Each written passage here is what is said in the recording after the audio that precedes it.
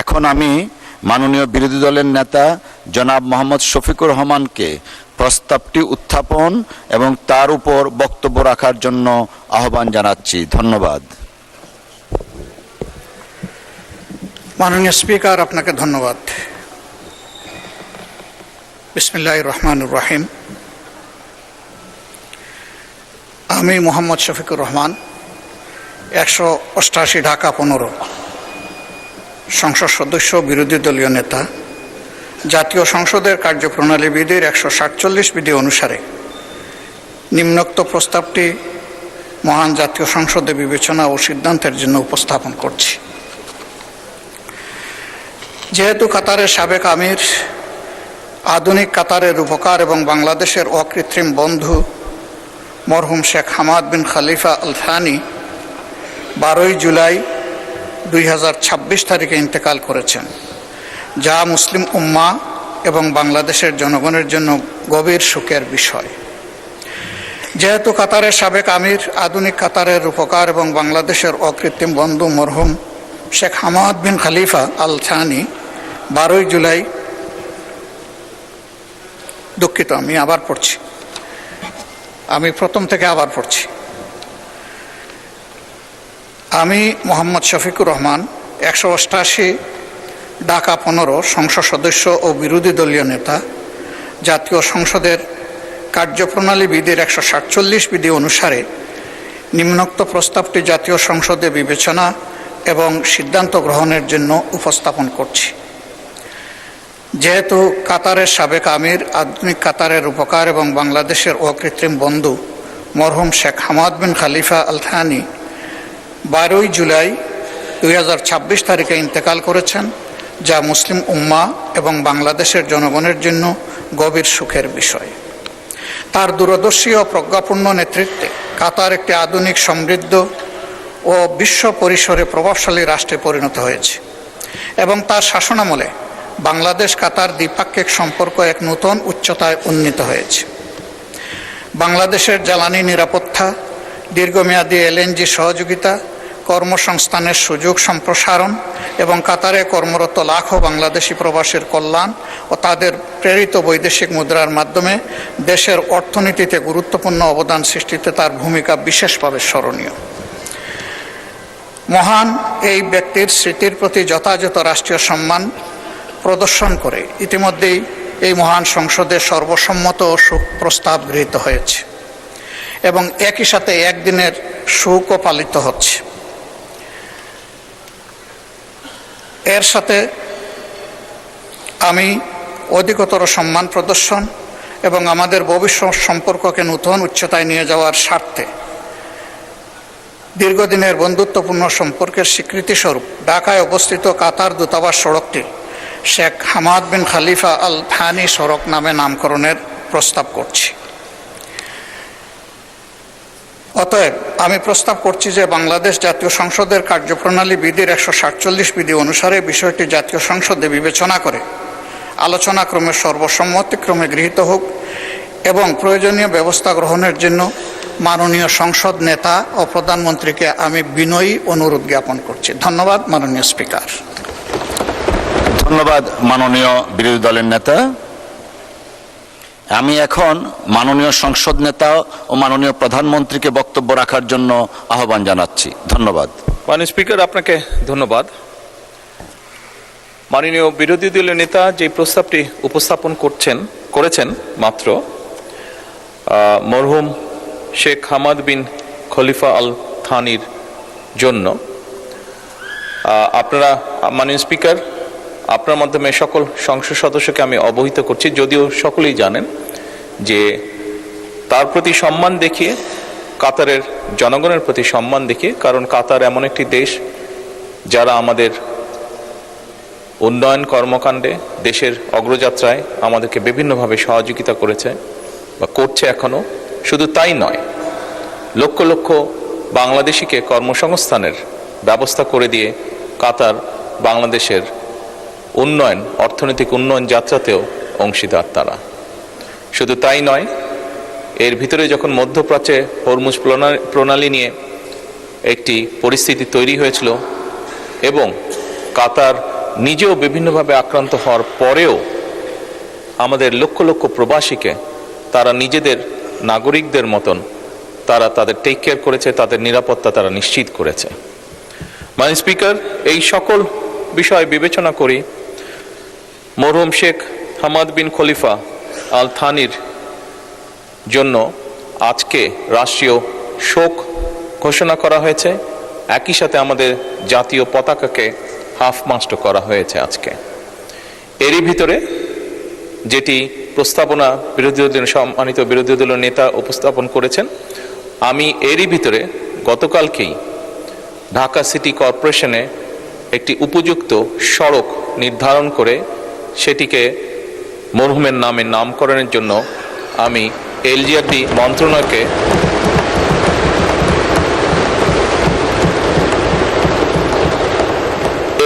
মন্ত্রণালয়কে গতকালকে মৌখিকভাবে নির্দেশনা প্রদান করা হয়েছে মাননীয় স্পিকার। এবং আজকে মাননীয় বিরোধী দলীয় নেতা এই বিষয়টি উপস্থাপন করার জন্য আমি আন্তরিকভাবে সরকারের পক্ষ থেকে মাননীয় বিরোধী দলীয় নেতাকে আন্তরিকভাবে ধন্যবাদ জানাচ্ছি। মাননীয় স্পিকার, আপনাকে ধন্যবাদ। ধন্যবাদ মাননীয় সংসদ নেতা। মাননীয় বিরোধী দলীয় নেতা কর্তৃক 147 বিধিতে আনীত প্রস্তাবের উপর সাধারণ আলোচনা এখানে সমাপ্ত হলো।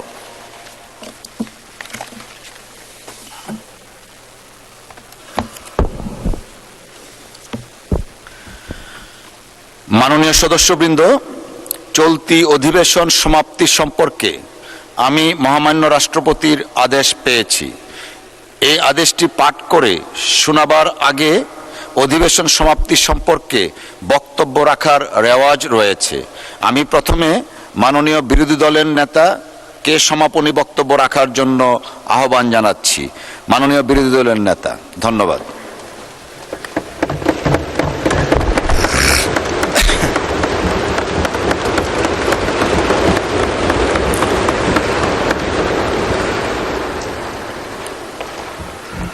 মাননীয় স্পিকার, আপনাকে ধন্যবাদ।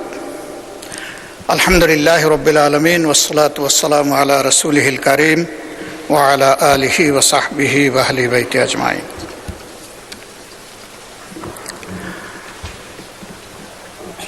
আমি অতীতের মতোই গভীর শ্রদ্ধায় আমাদের দূর এবং সম্প্রতি ইতিহাসের সকল শহীদ, সকল যোদ্ধা এবং সকল আহত ও পঙ্গু ভাই বোনদেরকে স্মরণ করছি। যারা চলে গেছেন, মহান রবের দরবারে তাদের শাহাদত কামনা করছি। যারা বেঁচে আছেন, তাদের সুস্থ দীর্ঘ জীবন কামনা করছি। আজকে যেহেতু মাগরিবের আগেই অধিবেশনটি শেষ হওয়ার আশা ব্যক্ত করা হয়েছে, এই জন্যে আমি আমার কথাগুলো সংক্ষেপেই শেষ করার চেষ্টা করব ইনশাআল্লাহ। প্রথমেই মাননীয় প্রধানমন্ত্রীকে ধন্যবাদ জ্ঞাপন করছি। এইমাত্র উত্থাপিত একটি প্রস্তাবে তিনি যেভাবে নিজের অভিপ্রায় ব্যক্ত করেছেন এবং আমার প্রস্তাবের জন্য আমাকে অভিনন্দিত করেছেন, আমি ধন্যবাদের সাথে তার কৃতজ্ঞতাও জ্ঞাপন করছি। এই মহান জাতীয় সংসদ একটি ব্যতিক্রমী সংসদ। আমরা সবসময় বলে আসছি এটি মজলুমের মিলন মেলা। এই সংসদটা যত সুন্দর হয়ে চলবে, বাংলাদেশের মানুষের অন্তর থেকে তত হতাশা দূর হবে, আস্থা বৃদ্ধি পাবে এবং দেশ গড়ার কাজে সকলে এগিয়ে আসার অনুপ্রেরণা পাবে। আমি এই মহান সংসদের অভিভাবক হিসাবে মাননীয় স্পিকারের প্রতি বিনয়ী অনুরোধ করব যে আপনার অভিভাবকত্বের জায়গাটা আপনি সুদৃঢ় করুন। আমাকে ক্ষমা করবেন, আমি আপনাকে দুর্বল দেখতে পাচ্ছি। আমি চাই আপনি বলিষ্ঠ কমান্ডার হয়ে, অভিভাবক হয়ে এই সংসদ চালাবেন। নীতিবিধির জায়গাগুলো যতদূর সম্ভব পরিপালনে আপনার চেষ্টাকে আপনি ম্যাক্সিমাইজ করবেন। এইমাত্র অতি গুরুত্বপূর্ণ একটি বিল পাশ হলো। এই বিলটা তো দেশের স্বার্থে, সকলের প্রয়োজন, দেশের উন্নয়নের জন্য প্রয়োজন, বেকারত্ব দূর করার জন্য প্রয়োজন, কর্মসংস্থান সৃষ্টির জন্য প্রয়োজন, অর্থনীতির চাকাকে সচল করার জন্য প্রয়োজন। সেই বিলটা মনের মতো করে আমরা অংশগ্রহণ করতে পারলাম না বলে আমাদের আক্ষেপ থেকে গেল। আমরা তো চাই যে এইগুলাতে আমরা মনের মতো করে অংশগ্রহণ করি। আমার অনুরোধ থাকবে, ভবিষ্যতে এই লেখুনাগুলা না রেখে আমাদেরকে আমাদের দায়িত্ব পালনের সুযোগ দেবেন। যদি আমরা দায়িত্ব পালনের এই সুযোগ না পাই, তাহলে আসলে এখানে বসা এটা অর্থহীন, আমাদের সময়ের অপচয়, এবং আমরা যে সময়টুকু কথা বলবো জনগণের অর্থের অপচয়। তা আমি এই বিষয়ে আপনার দৃষ্টি আকর্ষণ করেই আমার মূল বক্তব্যে যাচ্ছি। প্রথমেই সম্প্রতি বন্যায় ভূমিধস এবং পানিতে ডুবে যাদের মৃত্যু হয়েছে, আমার জানা মতো এই সংখ্যাটি ৩৫। আমি তাদের প্রতি, তাদের পরিবারের প্রতি শোক এবং সমবেদনা জ্ঞাপন করছি এবং মরহুমদের, মরহুমাদের আত্মার মাগফিরাত কামনা করছি। এবারকার বন্যায় 4টি বিভাগ ক্ষতিগ্রস্ত হলেও সবচেয়ে ক্ষতিগ্রস্ত বিভাগের নাম হচ্ছে চট্টগ্রাম, এবং মানুষ যা মারা গিয়েছে ওখানে ওই একটা বিভাগেই সব। এই বিষয়ে সরকার ইতিমধ্যে গুরুত্ব দিয়েছেন, আরও গুরুত্ব দেওয়ার জন্য আমরা আহ্বান জানাই। বিশেষ করে যারা নিহত তাদের পরিবারকে বিশেষ কোনো সহযোগিতা আর্থিকভাবে দেওয়া যায় কিনা এ বিষয়টা কনসিডারেশনের জন্য মাননীয় প্রধানমন্ত্রী এবং অর্থমন্ত্রীকে আমি অনুরোধ করব। অর্থমন্ত্রী যদিও সারা বাংলাদেশের, কিন্তু তিনি তো চট্টগ্রামের সন্তান, তার একটা বিশেষ দায়িত্ব বর্তায় এটার দিকে তিনি নজর দিবেন, এটা আমি আশা রাখি। এর পাশাপাশি রাজধানী শহর ঢাকা, এটি আমাদের জন্য বেদনার এবং লজ্জার। একটু বৃষ্টি হলেই ভাসতে থাকে, ড্রেনের ময়লা পানিগুলো উপচে পড়ে, জনস্বাস্থ্য হুমকিতে পড়ে, আমাদের সন্তান সন্ততিরা বিশেষভাবে কষ্টে পড়ে, বৃদ্ধ রুগ্ন মানুষগুলোর জন্য নতুন সমস্যা দেখা দেয়। অনেক ক্ষেত্রে এই ময়লা পানি আবার আমাদের পানীয় পানির লাইনের সাথে কোনোভাবে কানেক্টেড হয়ে যায় এবং সেইটাও পলিউটেড হয়। এইসব মিলাইয়া আমরা একটা স্থায়ী, দীর্ঘস্থায়ী সমস্যার মধ্যে পড়ে গেছি। আমি আমাদের সরকারকে অনুরোধ করব যে এই বিষয়ে আমাদের একটা কোঅর্ডিনেটেড এবং ওয়েল থট একটা প্ল্যান আমাদের নেওয়া দরকার। আমার আসনকে আমি মনে করতেছি সবচেয়ে ক্ষতিগ্রস্ত, এটা হতেও পারে, নাও হতে পারে। আমি আমার আসনটির যে দৃশ্য দেখেছি, একদিন আমি গিয়েছি জনগণকে দেখতে, দ্বিতীয় দিন আমি যাইনি লজ্জায়। জবাব কি দেব? মানুষের কাছে তো কোনো জবাব নেই। তবে হ্যাঁ, এটা এই পার্লামেন্টের সৃষ্ট নয়, এই সরকারেরও সৃষ্ট নয়, এটা অতীতের সমস্ত জঞ্জাল এবং ঝামেলা জমে আজকে এই অবস্থায় আমার গিয়ে। উন্নয়নের জন্য বছর বছর বরাদ্দ হয়েছে বাজেটে, কিন্তু সেই উন্নয়ন অধরা রয়ে গেছে। উন্নয়ন হয়েছে কিছু ব্যক্তির, কিছু গোষ্ঠীর। আমরা এখন একটু জনগণের উন্নয়নটা দেখতে চাই, জনগণের সমস্যার সমাধানটা হোক, সেটা আমরা দেখতে চাই। রাজধানী শহর হচ্ছে দেশের ফেস। বিদেশ থেকে যারা কনসিডার করে সিলেটের, রাজশাহীর, ময়মনসিংহের ওয়েদার কেমন এটা বিবেচনায় নেয় না, বিবেচনায় নেয় ঢাকা শহরের ওয়েদারটাকে। এই ফেস দিয়েই দেশটাকে চেনা হয়, যেমন ফেস দিয়ে একটা মানুষকে চেনা হয়। এই ফেসটাকে একটা কোঅর্ডিনেটেড প্ল্যানের মাধ্যমে এনে আমাদের রক্ষা করা দরকার, উজ্জ্বল করে তোলা দরকার। একসময় একজন শাসক বলেছিলেন তিলোত্তমা ঢাকা। তিনি হয়তো চেষ্টা করেছেন, কিন্তু তিলোত্তমা হয়নি। বরঞ্চ এই টাকা দিনের পর দিন মলিন হয়ে যাচ্ছে। এই মলিনতার হাত থেকে রাজধানীকে বের করে আনতে হবে মাননীয় স্পিকার।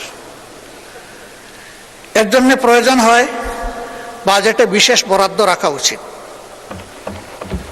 সেই বিশেষ বরাদ্দ রেখে রাজধানী শহরটাকে অন্তত প্রোটোটাইপ হিসাবে আগে আমরা একটু ভালো করে তুলি, এরপরে আস্তে আস্তে আমরা অন্যদিকে যেতে পারবো।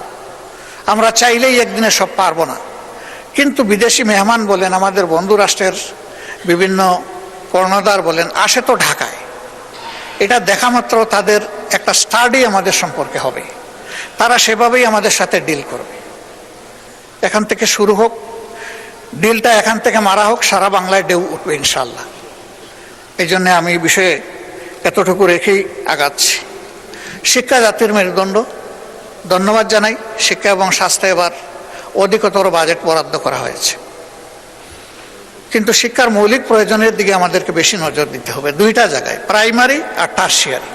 মাঝখানটা অটোমেটিক্যালি প্রাইমারির ধাক্কাই চলবে। প্রাইমারিতে যে শিক্ষাটা পায় শিক্ষার্থীরা, এটাই সারা জিন্দগি তাদের স্পিরিচুয়াল পাওয়ার তাদেরকে সাপ্লাই দেয়। এই জায়গাটায় আমাদের টেকনিক্যাল এডুকেশনের পাশাপাশি, কর্ম উপযোগী এডুকেশনের পাশাপাশি নৈতিক শিক্ষাটাকে, ধর্মীয় শিক্ষাটাকে সার্ট করা হোক। এটা শুধু ইসলাম ধর্মের শিক্ষা না, এদেশে যতগুলা ধর্মাবলম্বী মানুষ আছে তাদের সকলের সন্তানকেই স্বীয় ধর্মে তাদেরকে অভ্যস্ত করে তোলা হোক, পরিচিত করে তোলা হোক।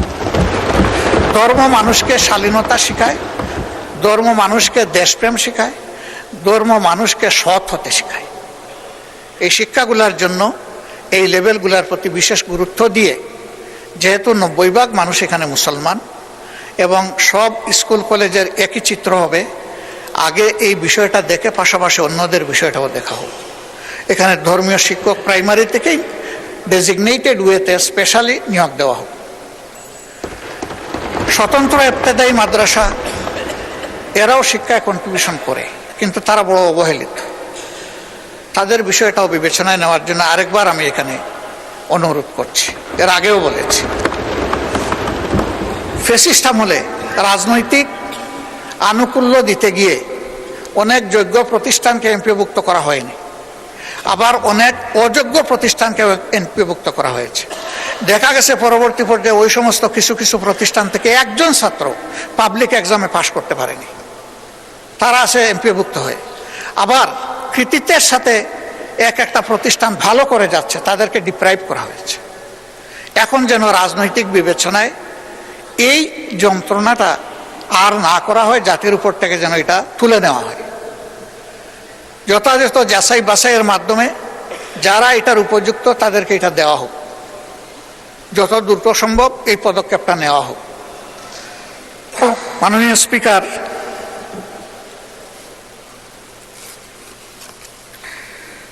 আমরা এই সংসদে এসেছি জনগণের ম্যান্ডেট নিয়ে। সরকারি দলে বেশিরভাগ লোক, এই জন্যই তো সরকারি দল। বিরোধী দলের সংখ্যাটা কম, তাই বলেই তো আমরা বিরোধী দল, কিন্তু সবাই জনগণের নির্বাচিত প্রতিনিধি। দুটা জিনিস এখানে আমরা গভীর উদ্বেগ, বিস্ময় এবং কষ্টের সাথে লক্ষ্য করছি। নাম্বার ওয়ান, ইতিমধ্যে এই সরকারের গৃহীত বিভিন্ন আর্থিক পদক্ষেপের মধ্যে আমরা যারা বিরোধী দলীয় সদস্য, আমাদের প্রতি ইনসাফ করা হয়নি। 2 ঈদ ছাড়াও বিভিন্ন সময় আমরা বিভিন্নভাবে জানতে পারি, সঠিক মাধ্যমে আমরা জানতে পারি না। শেষ মুহূর্তে গিয়ে তাড়াহুড়া করে আমাদেরকে কিছু দেওয়া হয়। আমাদের অনুরোধ, এই ফেসগুলা যদি অপছন্দ হয়, তবুও জনগণের জন্য আপনারা জনগণের অংশটা দিয়ে দেন। আমাদের কারণে আমাদের আসনগুলোতে জনগণ যেন বঞ্চিত না হয়। কারণ বিএনপি তার 31 দফা এবং তার নির্বাচনী ইশতেহারে সুষম উন্নয়নের কথা বলেছে। আমরা সেই সুষম বন্টনটা চাচ্ছি, এর বেশি কিছু চাই না। ইতিমধ্যে সরকারি দলের যারা সংরক্ষিত আসনের সম্মানিত সদস্যবৃন্দ আছেন, তাদেরকেও অ্যালটমেন্ট দেওয়া হয়েছে। ফান্ড অ্যালোকেশন করা হয়েছে, কিন্তু আমার জানা মতো বিরোধী দলের কাউকে এটা করা হয়নি। এটা ন্যায্য হবে না, এটা অন্যায্যতা। আমি এই ব্যাপারে মাননীয় প্রধানমন্ত্রীর দৃষ্টি আকর্ষণ করেছি ব্যক্তিগত পর্যায়ে। আমি আশা করব তিনি অ্যাটেনশন দেবেন। তাদেরকে চাইতে হবে কেন? সবাই যেমন পাবে তারাও তেমন পাবে, এটা তাদের হক। এরপরে এই জাতীয় সংসদে একই সাথে আমরা আরো 50 জন সংসদ সদস্যকে পেয়েছি সংরক্ষিত আসনে। আমরা তাদেরকে প্রথম দিনে অভিনন্দিত করেছি। আমরা একসাথে সবাই মিলেই দেশটা করতে চাই। কিন্তু আমরা লক্ষ্য করলাম বিরোধী দলের এমপিরা যে সমস্ত আসনে আছেন, সেখানে সরকারি দলের সংরক্ষিত আসনের সদস্যদেরকে অধিকতর দায়িত্ব দেওয়া হয়েছে। এইটা কি আমি বুঝলাম। আমাদের সাথে তো কোনো আলোচনা করা হয়নি। অবশ্যই তারা ভূমিকা পালন করবেন, তাদের ক্ষেত্র থাকতে হবে। তারা এক একজন 6টা করে আসনের প্রপোর্শনেটলি এসেছেন, 6 জায়গায় তারা প্রতিনিধিত্ব করবেন, কোনো সমস্যা নেই। সেটা তো একটা আলাপ আলোচনার ভিত্তিতে হতে পারত। আমাদেরকে আমাদের প্রাপ্যের বেশি তো আর আসন দেওয়া হয়নি। আমরা যে 13টা পাওয়ার কথা সেই 13টাই পেয়েছি। আমাদের আসনগুলোতে এই 13 জনকে যদি আমরা কাজে লাগাই, আমাদের সমন্বয় সহযোগিতাটা হবে ওয়ান্ডারফুল। এখানে কোনো কনফ্লিক্ট হবে না, ফ্রিকশন হবে না। কিন্তু যদি আমাদের লোকদেরকে দেই সরকারি দলের ওখানে সদস্যরা যারা আছে, আর সরকারি দলের সদস্যরা যদি করেন আমাদের এখানে, কনফ্লিক্ট হবে, হচ্ছে, তৈরি হয়ে গেছে। এই সংসদে যখন এই কনসার্নটা আনা হয়েছে, তখন একজন সম্মানিত মাননীয় মন্ত্রী বলেছেন যে ওই রকম কোনো অ্যারেঞ্জমেন্ট করা হয়নি। কিন্তু এই সংসদেই দাঁড়িয়ে একজন সংসদ সদস্য সংরক্ষিত আসনের তিনি বলেছেন যে আমার অধিকতর দায়িত্ব এই জেলায় আমি পালন করে এসেছি। এখানে দুইটা বক্তব্য মিলছে না এবং বাস্তবে তাই দেখছি। আমার আরেকটা অনুরোধ, রাষ্ট্রের ট্রেজারির প্রত্যেকটা টাকা সরকারের কাছে, এই পার্লামেন্টের কাছে আমানত। শুধু সরকার না, কারণ এই পার্লামেন্টই অর্থ বিল পাশ করে। এই যে বিভিন্ন জায়গায় ছোট্ট খাটো স্থাপনা হলেও উদ্বোধন করে একটা স্টোন বসাতে হবে। খাজনার চেয়ে বাজনা বড়। এই স্টোন বসাতে গিয়ে একটা পয়সা তো খরচ হয়, এটা একটা কথা। আরেকটা হলো যে এখানে টানাটানি শুরু হয়, কার নাম থাকবে আগে, কার নাম থাকবে না, এগুলা নিয়ে। পয়সাটা জনগণের, আমার নামের দরকারটা কি? এই স্টোন না হলে কি? আর যদি দিতে হয় তাইলে উদ্বোধন এত তারিখ, এই রাস্তা, এই পুল, এই কালভার্ট, এটা বলে আমরা শেষ করতে পারি। এই সমস্ত নামের হাসর কি হয় সে তো চোখের সামনে দেখতেছি। বড় প্লেট হোক আর ছোট প্লেট হোক, সরকার বদলের সাথে সাথে আমাদের ব্যাড কালচারের কারণে একদিকে নামের বন্যা, আরেকদিকে ভাঙচুরের বন্যা। কার সম্পদ নষ্ট হয়? মান সম্মানের উপর আঘাত এবং অর্থের অপচয়। এই বিষয়টা আমি অনুরোধ করব সরকার বিবেচনায় নেবেন। অপচয় রোধ হওয়া দরকার। আর জনগণের পয়সা দিয়ে আমার নামের নাই কোনো দরকার। কারো যদি নামের প্রয়োজন হয়, নিজের জমি, নিজের অর্থ খরচ করে তিনি যদি জনকল্যাণমূলক কোনো প্রতিষ্ঠান করে নাম দিতে চান, যতবার তার প্রয়োজন ততবার নাম দিন, আমাদের কোনো আপত্তি নেই। অর্থটা উনার, কিন্তু জনগণের টাকায়। এটা সরকারি দল বিরোধী দল বলে কোনো কথা না। জনগণের টাকায় আমাদের এই নামের বাহারি আমি বন্ধ করার জন্য বিনয়ের সাথে অনুরোধ করব। নাম থাকে না তো, বসাইলাম, সরকার যতদিন আছে নাম ততদিন আছে। এই সরকার বদল হয়ে গেল, নামও বদল হয়ে যায়। বিশাল বিশাল স্থাপনার নাম বদল হয়ে গেছে এই দেশে, এবং এই নাম বদল করতে গিয়ে শত শত কোটি টাকা অপচয় হয়েছে। আমাদের আন্তর্জাতিক একমাত্র বিমানবন্দরের সাক্ষী। এরকম আরো অনেকগুলা ঘটনা আছে। তো আমি এই বিষয়টাও কগনিজেন্সে নেওয়ার জন্য সরকারকে আমি বিনয়ের সাথে অনুরোধ করব।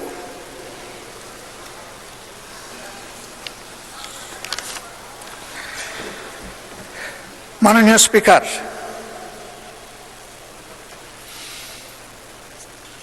আমরা এই সংসদে প্রথম দিন অনুরোধ করেছিলাম যে অতীতের খারাপ সংস্কৃতি থেকে আমরা বের হয়ে আসব। এখানে আমরা অবশ্যই সমালোচনা করব, কিন্তু এটা হবে সংসদের ব্যাকরণকে অনুসরণ করে, এটাকে লঙ্ঘন করে না।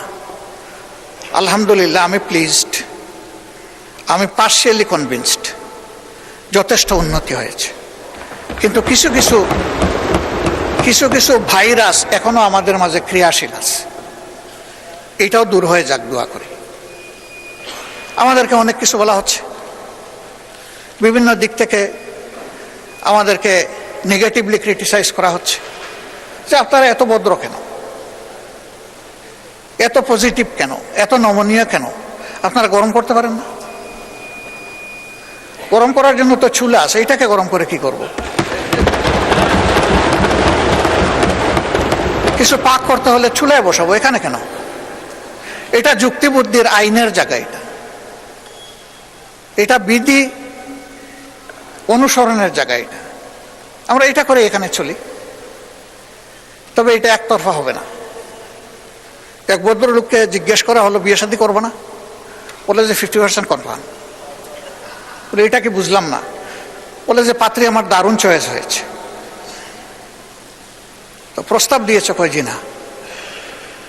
তো প্রস্তাব দিলা না, তো 50% কনফার্ম হলো কেন? বলে যে আমি তো পছন্দ করেছি। এখন ওইদিকে প্রস্তাব যাওয়ার পরে যদি ওরা বলে নো, তাহলে 100% নো। স্বাভাবিকভাবেই একতরফের সদিচ্ছায় কিছু হবে না, এখানে সকলের সদিচ্ছা থাকতে হবে। এই সদিচ্ছার ক্ষেত্রটা তৈরি করা আমাদের সকলের পবিত্র নৈতিক দায়িত্ব। আসুন না, আমি আবারও বলি যে একটা পার্লামেন্ট এমন করি যে পার্লামেন্টে যুক্তি থাকবে, একে অন্যের সমালোচনা থাকবে, কিন্তু এটার মধ্যে আমরা যেন সীমা লঙ্ঘন না করি। কাউকে পেইন দেওয়া, খুঁটা দেওয়া, অবভিয়াসলি আপনি যখন একজনকে পেইন দিবেন, অন্তত সমপরিমাণ পেইন সহ্য করার জন্য আপনাকেও প্রস্তুত থাকতে হবে। এটা তো কোনো ভালো জিনিস হবে না। আমরা এই কালচারটা ত্যাগ করে এখান থেকে বের হয়ে আসা উচিত। মাননীয় স্পিকার, বাংলাদেশে যেদিকে যাবেন সেদিকেই আপনি সমস্যার কথা শুনবেন। সমস্যা আর কোনো অন্ত নাই। আমাদের সড়কগুলা পড়ে আছে অনেক দিন ধরে, কাজ চলছে, শেষ হবে কখন কেউ জানে না। তারা আশায় বুক বেঁধে আছে যে একসময় শেষ হবে, কিন্তু শেষ হওয়ার আগেই দেখা যাবে আরেক জায়গায় ভেঙে গেছে। তো এই জায়গাগুলা এবার মাননীয় অর্থমন্ত্রী মহোদয় আমাদেরকে আশ্বস্ত করেছেন যে আর্থিক খাতে শৃঙ্খলা ফিরে আনা, এটা সরকারের প্রথম অগ্রাধিকার। আমরা এই জিনিসটা দেখতে চাচ্ছি। আমরা দেখতে চাই এই পার্লামেন্ট থেকে শুরু করে সর্বত্র এটার প্রতিফলন ঘটছে। ব্যাংক, বিমা সেক্টর, কর্পোরেশন, স্টক মার্কেট, সব জায়গায় একটা শৃঙ্খলা ফিরে আসছে, এটা দেখতে চাই। এখন যিনি অর্থমন্ত্রী, তিনি একসময় চিটাগাং স্টক এক্সচেঞ্জের চেয়ারম্যান ছিলেন। সেই সময় আমারও ছোট্ট একটা হাউস ছিল, একটা মেম্বারশিপ বা ব্রোকারেজ ছিল আমার। ঢাকা স্টক এক্সচেঞ্জ অটোমেশনে যাওয়ার আগে চিটাগাং এক স্টক এক্সচেঞ্জ তার নেতৃত্বে অটোমেটেড হয়েছিল। তিনি একজন ডাইনামিক মানুষ, তিনি চাইলে পারবেন, এই আস্থা আমাদের আছে। কিন্তু সমস্যা এক জায়গায়, এটা সরিষার মধ্যে। ওই সরিষাগুলাকে পুড়িয়ে ফেলতে হবে, ওই সরিষাগুলা ক্রাশ করে তেল বের করে সমাজে বিক্রি করে বন্টন করে দিতে হবে। এই সরিষার নাম হচ্ছে দুর্নীতি। দুর্নীতির পৃষ্ঠপোষক যদি এই সংসদ না হয়, আমি অ্যাবসলিউটলি কনফিডেন্ট বাংলাদেশ থেকে দুর্নীতি কানে ধরে বিদায় নেবে। কিন্তু আমাদের যদি আশ্রয় প্রশ্রয় থাকে, লাইকিং ডিসলাইকিং এইগুলা যদি ক্রিয়াশীল থাকে, দুর্নীতি বাংলাদেশ থেকে বিদায় নেওয়ার কোনো কারণ নেই। কেউ দায় দেন আমলাদেরকে, কেউ দায় দেন ব্যবসায়ীদেরকে, কেউ দায় দেন রাজনীতিবিদদেরকে। আমি বলি যে দায় আমাদের সবার, কারো একার নয়। একা কোনো সেক্টরকে আলাদাভাবে দুর্নীতিমুক্ত করা অসম্ভব। এর একটা সমন্বিত উদ্যোগ লাগবে, একটা জায়গা লাগবে। মাননীয় প্রধানমন্ত্রী বলেছেন দুর্নীতি থেকে টুটি চেপে ধরবেন। আমরা আপাতত চাচ্ছি দুর্নীতির হাত চেপে ধরেন এবং হাতের মধ্যে কড়া লাগাই দেন, হ্যান্ডকাপ পরাই দেন, দিয়ে বলেন যে আর বাড়াবাড়ি করলে পায়েও তোমাকে ক্রস বেড়ি লাগাই দেব। এরপরে যদি আর বাড়াবাড়ি করো তাইলে ঠিকই মুখে তালা দিয়ে দেব, তখন টুটি চেপে ধরা হবে ইনশাল্লাহ। এই ক্ষেত্রে যদি এই দুর্নীতির সাথে আমি কিংবা এখানকার কেউ জড়িত থাকে, কাউকেই ছাড় দেওয়া উচিত নয়। আমি পার্টিকুলারলি কাউকে এটার দ্বারা মিন করছি না, আমি এটার কালেকটিভ রেসপন্সিবিলিটি আছে বলে আমি মনে করি। দুর্গন্ধযুক্ত বাতাস বইছে আর আমি ফিনফিনা গাড়ির ভিতরে বসে আছি, কিছু হলেও ওই ছিদ্রপথে এসে আমার নাকেও ঢুকবে সেই দুর্গন্ধ, এটাই স্বাভাবিক। এই জন্য আমরা কেউ নিজেকে ফিরিস্তা দাবি করতে পারি না। আমরা ভুলের ঊর্ধ্বে, আমরা সব অপরাধের ঊর্ধ্বে, এ দাবি জীবনে আমি করব না এবং আমি মনে করি কারোই করা উচিত না। কিন্তু নিজের ভুলটাকে বোঝা হচ্ছে সবচেয়ে বড় যোগ্যতা। এটা আমার ভুল, এইটা বুঝে যারা প্লে করবেন আলহামদুলিল্লাহ তারা ভালো করবেন। যারা এটা বুঝতে ব্যর্থ হবেন তারা সমাজের জন্য ভালো কিছু করতে পারবেন না।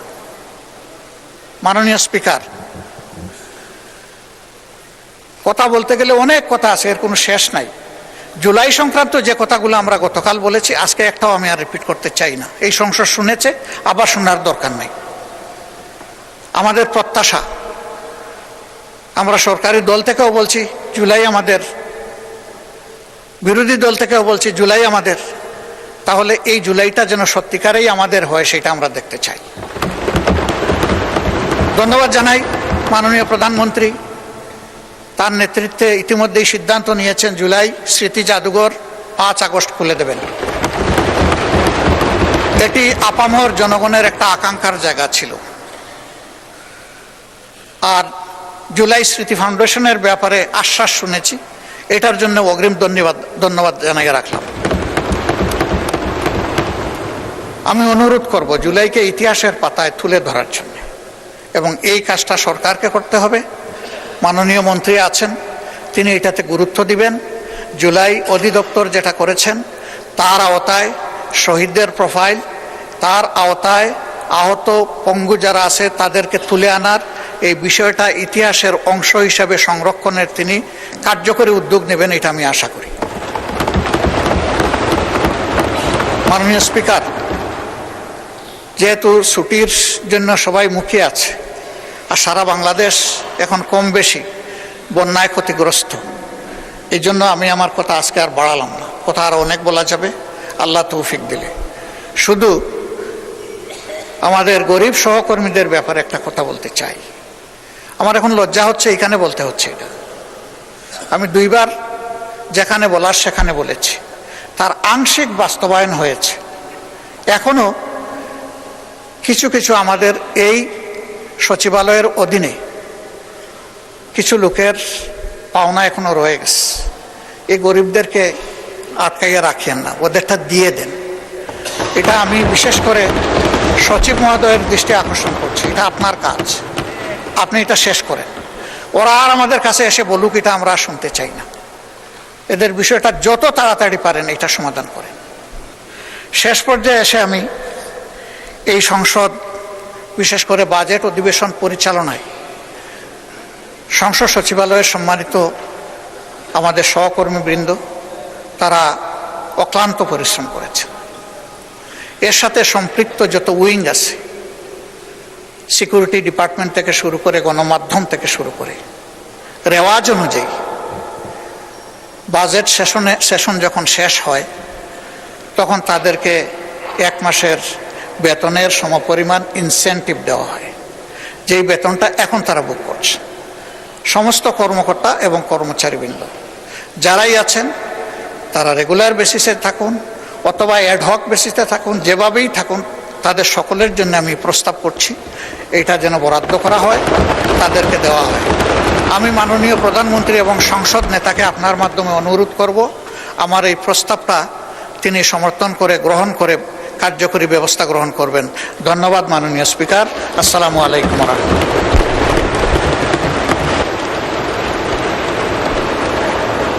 ধন্যবাদ মাননীয় বিরোধী দলের নেতা। I sincerely thank you for expressing your concern regarding the chair. Thank you. আমি এখন মাননীয় সংসদ নেতা ও মাননীয়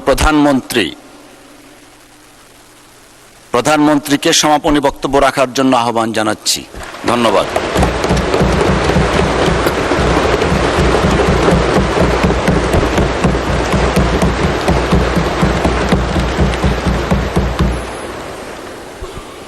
বিসমিল্লাহির রহমানির রহিম।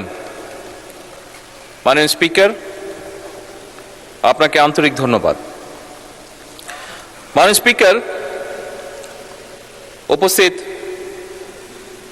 এই মহান সংসদের সকল সদস্যবৃন্দ, আমরা আজকে জাতীয় সংসদের দ্বিতীয় অধিবেশন এবং প্রথম বাজেট অধিবেশন শেষ করতে যাচ্ছি।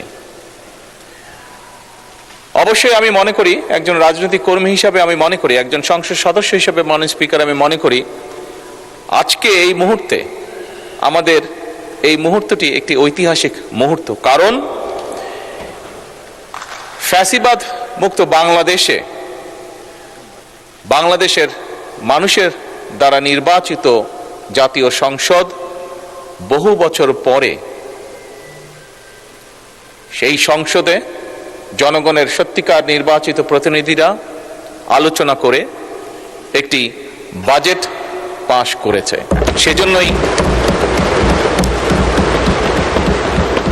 সেজন্যই মাননীয় স্পিকার, এই মুহূর্তটি একটি ঐতিহাসিক মুহূর্ত। মাননীয় স্পিকার, বাজেট অধিবেশনের যেদিন বাজেট পাশ হয় সেদিন আমার বক্তব্যে আমি বলেছিলাম আমাদের উদ্দেশ্য, সরকারের উদ্দেশ্য এবং সরকারের লক্ষ্য ছিল এমন একটি বাজেট উপস্থাপন করা, এমন একটি বাজেট তৈরি করা যেটিকে আমরা বলতে পারি জনগণের জন্য জীবন বান্ধব বাজেট। মাননীয় স্পিকার, অতীতে আমরা দেখেছি অধিকাংশ সময়, সব সময় না হলে অধিকাংশ সময়, বাজেট উপস্থাপনের পরেই বিভিন্ন রাজনৈতিক দল, বিভিন্ন সমাজের বিভিন্ন শ্রেণী পেশার মানুষ কিভাবে তাদের রিয়াকশনগুলো জানিয়েছিল। বাট এই বছর আমরা বাজেট উপস্থাপনের পরে বাজেট নিয়ে যে সকল সংগঠন বিভিন্ন সময় চুলচেরা বিশ্লেষণ করে থাকে, আলহামদুলিল্লাহ, আল্লাহর রহমতে তারাও বলেছে যে এই বাজেটটি অনেকটাই জনবান্ধব। এই বাজেটকে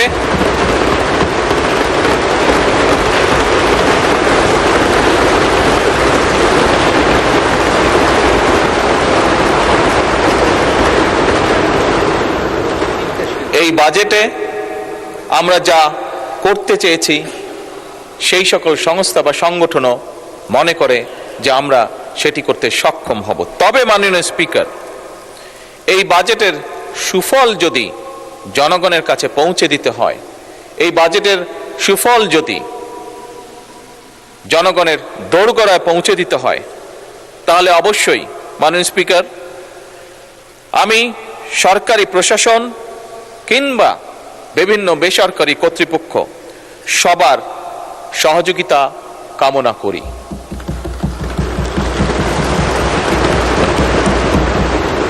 মাননীয় স্পিকার, আমি এই সংসদের সকল সংসদ সদস্য এবং দেশের গণতান্ত্রিককামী জনগণকে আন্তরিকভাবে ধন্যবাদ জানাতে চাই। কারণ জনগণের কাঙ্ক্ষিত এই সংসদ প্রত্যেক সংসদ সদস্যের প্রচেষ্টায় জনগণের সংসদ হয়ে উঠেছে। আজও যেমন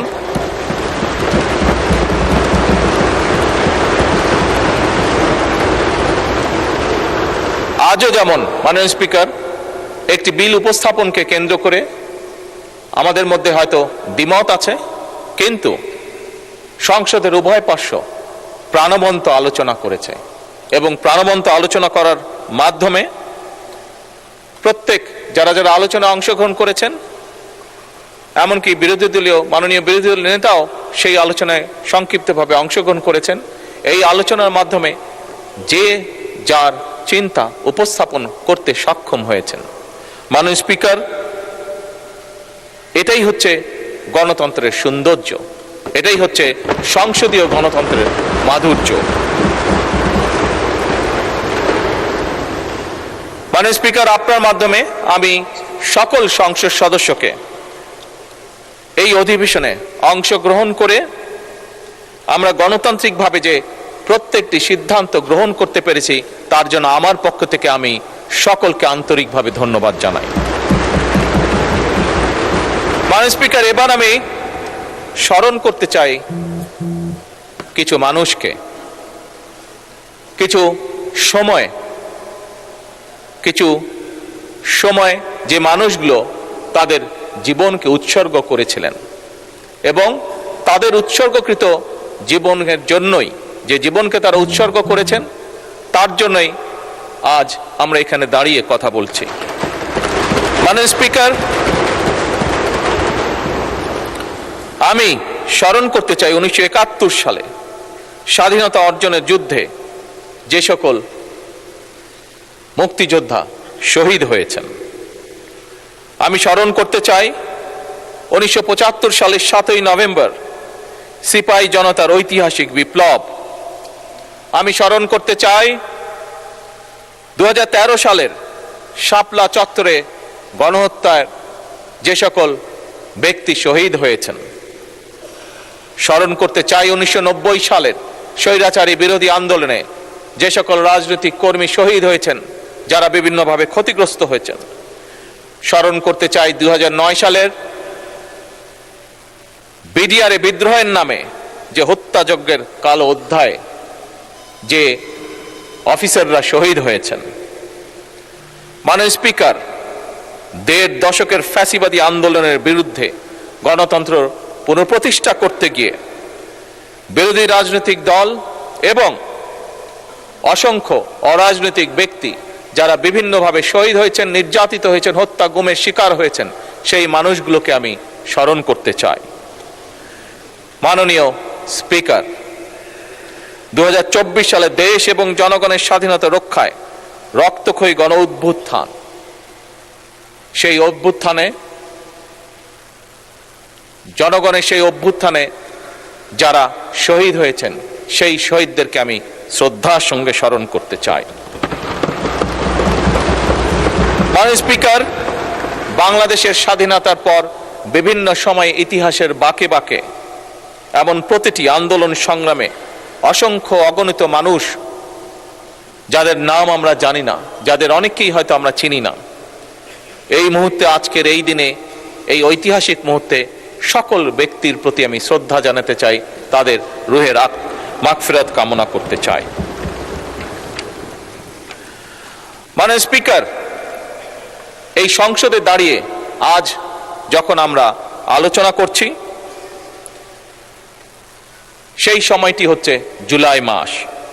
2024 সালের জুলাই মাসে শুরু হওয়া যে আন্দোলন ছিল, সেই আন্দোলনটি পরবর্তীতে গণ অভ্যুত্থানে, ছাত্র জনতার গণ অভ্যুত্থানে রূপ নিয়েছিল।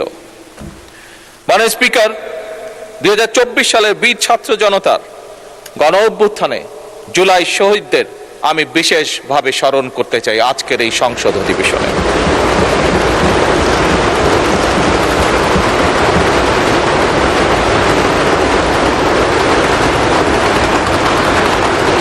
মাননীয় স্পিকার, আজও আমরা উভয় পক্ষ আলোচনা প্রসঙ্গে আমরা উল্লেখ করেছি যে দেশ স্বাধীনে যারা জীবনকে উৎসর্গ করেছেন, যারা আহত হয়েছেন, সেই সকল মুক্তিযোদ্ধাদের যেমন আমরা এখনো ঋণ শোধ করছি, সেভাবে একইভাবে আমরা বিগত 17 বছর ধরে যে সকল রাজনৈতিক কর্মী বিভিন্ন দলের, তারা যেভাবে নিজেদেরকে উৎসর্গ করেছেন, ক্ষতিগ্রস্ত হয়েছেন, ঠিক একইভাবে জুলাই যোদ্ধা যারা নিজেদেরকে উৎসর্গ করেন, যারা ক্ষতিগ্রস্ত হয়েছেন, আমরা সরকারের পক্ষ থেকে, শুধু সরকার না, আমি বলবো এক্ষেত্রে বিরোধী দলেও একসাথে, বিরোধী দল এবং সরকার একই সাথে উভয় পক্ষ আমরা সিদ্ধান্ত গ্রহণ করেছি এই সকল মানুষের পাশে রাষ্ট্রীয় অর্থনৈতিক অবস্থা বিবেচনা করে আমরা তাদের পাশে দাঁড়াবো। মাননীয় স্পিকার,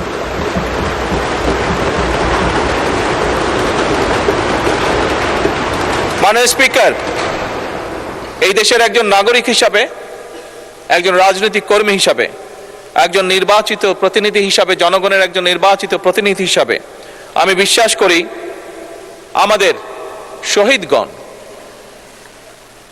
এমন একটি বাংলাদেশ চেয়েছিলেন যে বাংলাদেশে ন্যায়পরায়ণতা এবং ন্যায় বিচারই হবে শেষ কথা, যে বাংলাদেশে ধনী অথবা গরিব কেউই বৈষম্যের শিকার হবেন না।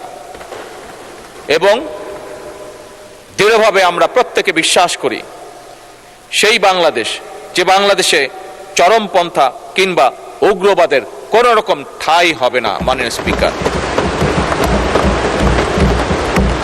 যে বাংলাদেশে মুক্তিযুদ্ধের চেতনার নামে কেউ মানুষের গণতান্ত্রিক অধিকার হরণ করবে না। মাননীয় স্পিকার, মাননীয় স্পিকার, যে বিষয়গুলো আপনার সামনে উল্লেখ করলাম, আমি মনে করি এই বিষয়গুলোকেই অ্যাড্রেস করা, সঠিকভাবে অ্যাড্রেস করাই আমাদের সবার কর্তব্য। আমাদের শহীদদের প্রত্যাশিত বাংলাদেশ প্রতিষ্ঠা যদি আমরা করতে চাই, তাদের রক্তের ঋণ যদি আমরা শোধ করতে চাই, তাহলে অবশ্যই আমাদেরকে এই বিষয়গুলোকে অ্যাড্রেস করার মাধ্যমেই আমরা তাদের সেই ঋণ পরিশোধ করতে সক্ষম হব হয়তো। মাননীয় স্পিকার, বর্তমান সরকার বাংলাদেশের জনগণ দ্বারা নির্বাচিত একটি সরকার। অবশ্যই এই সরকারের লক্ষ্য একটি, জনগণ, জনগণ এবং বাংলাদেশের জনগণ। এবং সে কারণে মাননীয় স্পিকার, বর্তমান সরকার চায় বাংলাদেশকে একটি কল্যাণ রাষ্ট্রে পরিণত করার জন্য, যেখানে সমাজের প্রতিটি শ্রেণী, প্রতিটি মানুষ, পেশার মানুষ রাষ্ট্রীয় সেবা কমপক্ষে পাবেন। এবং এই পরিকল্পনা বাস্তবায়নের জন্যই মাননীয় স্পিকার ইতিমধ্যেই সরকার ফ্যামিলি কার্ড, কৃষক কার্ড, স্পোর্টস কার্ড, ইমাম মুয়াজ্জেম সহ অন্যান্য ধর্মীয় গুরুদের সম্মানী দেওয়ার যে বিষয়টি আমরা উল্লেখ করেছিলাম, প্রতিশ্রুতি দিয়েছিলাম, সেই কাজগুলো মাননীয় স্পিকার আমরা শুরু করেছি। মাননীয় স্পিকার, এই সংসদে দাঁড়িয়ে আমি আগেও বলেছিলাম বাজেট অধিবেশন উপস্থাপনের সময়, আজ আবার উল্লেখ করতে চাই। মাননীয় স্পিকার, আমি ধন্যবাদ জানাতে চাই আমার বিরোধী দলীয় বন্ধুদেরকেও। গতকাল কি একজন বিরোধী দলীয় সংসদ সদস্য, মাননীয় সংসদ সদস্য দাঁড়িয়ে জিজ্ঞেস করেছেন যে কবে তার এলাকায় ফ্যামিলি কার্ড প্রদান করা হবে। মাননীয় স্পিকার, বিএনপির এই পলিসি বা বিএনপির এই সিদ্ধান্তকে সমর্থন দেওয়ার জন্য আমি মাননীয় বিরোধী দলীয় নেতা সহ সকল বিরোধী দলীয় সংসদ সদস্যকে ধন্যবাদ জানাতে চাই। মাননীয় স্পিকার, আপনি নিজেও একজন কৃষকের সন্তান। এই দেশের অধিকাংশ মানুষ, অধিকাংশ পরিবার কোনো না কোনোভাবে প্রত্যক্ষ বা পরোক্ষভাবে কৃষির সাথে জড়িত। আমার দল, বাংলাদেশ জাতীয়তাবাদী দল, বিগত নির্বাচনের আগে বাংলাদেশের মানুষের কাছে প্রতিশ্রুতি দিয়েছিল যে আমার দল যদি বাংলাদেশের মানুষের সমর্থন নিয়ে আল্লাহর রহমতে সরকার গঠনে সক্ষম হয়, আমরা তাহলে 10,000 টাকা পর্যন্ত যে সকল কৃষকের কৃষি ঋণ ছিল মাননীয় স্পিকার, আমরা সেগুলো পরিশোধ করব।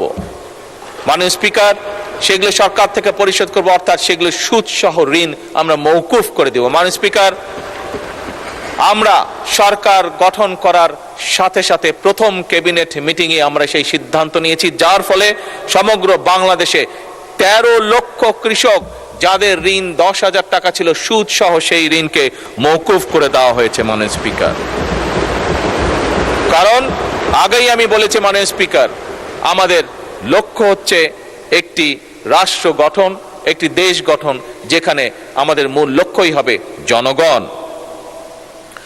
মাননীয় স্পিকার, সরকারের পরিকল্পনা অনুযায়ী নির্ধারিত নির্বাচিত প্রতিটি সেক্টরের মানুষের কাছে আর্থিক সুবিধা সম্মিলিত বিভিন্ন ধরনের যে সকল কার্ডগুলো আছে আমরা সফলভাবে সেগুলো পৌঁছে দেওয়ার কাজ পর্যায়ক্রমিকভাবে ধীরে ধীরে শুরু করেছি।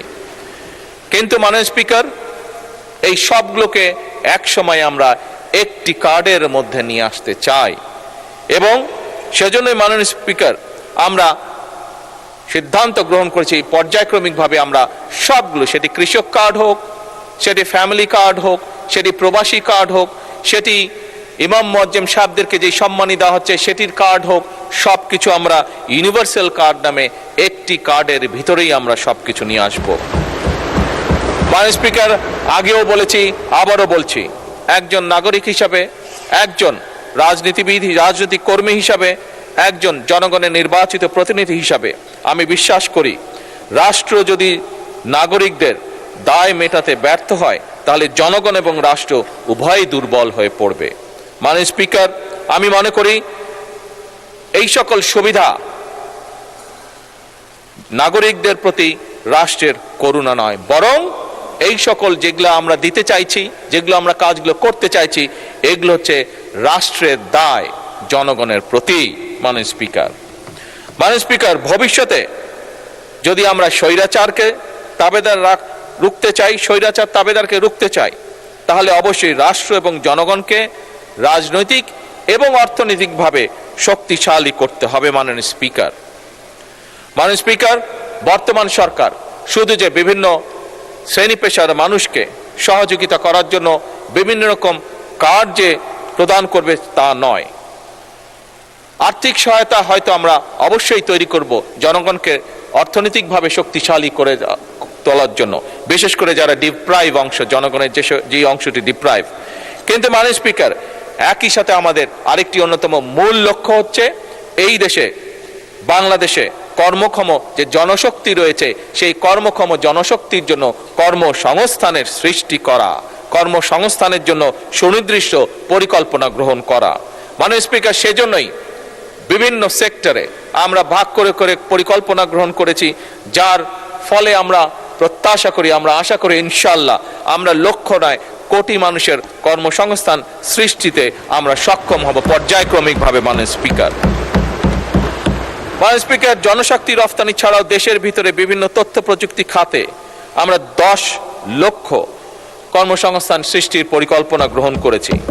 একই সাথে মাননীয় স্পিকার, যোগাযোগ পরিবহন খাতের এছাড়া ব্লু ইকোনমি বলতে আমরা যেটা বুঝি সেই সামুদ্রিক সম্পদ আহরণ এবং ইকো ট্যুরিজমের খাতেও মাননীয় স্পিকার 10 লক্ষ কর্মসংস্থান আমরা সৃষ্টির চেষ্টা করছি। মাননীয়